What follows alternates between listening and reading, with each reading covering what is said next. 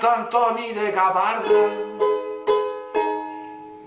que feu un miracle en Antella, sense sal, arròs ni oli, ens va fer una paella.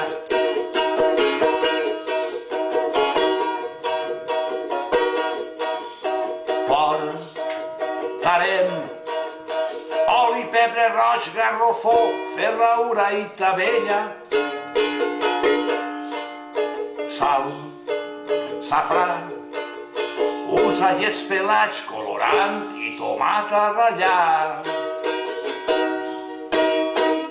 1 quilo d'arròs, un pollastre i mig conill, 12 caragols i el barral ben ple de vi.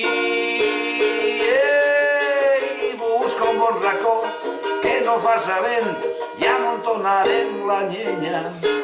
La botarem foc, la nivellarem i en 2 hores la paella.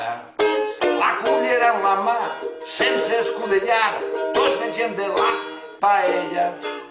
Rasca el socarrat, xupa els caragols, recollons quina paella, sos el roc de la paella. I tot l'home mengem paella, i en acabant-se la paella cantarem i festejarem amics al voltant de la taula.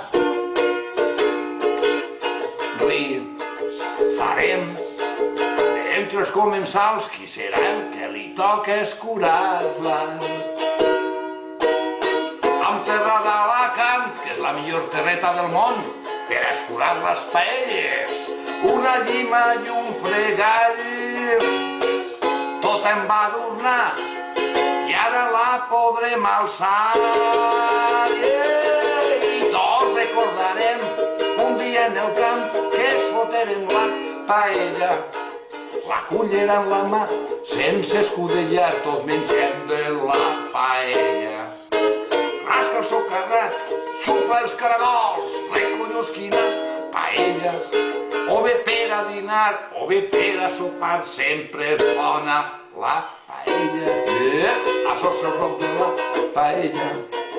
I tot l'home mengem paella. Bé, tira-li.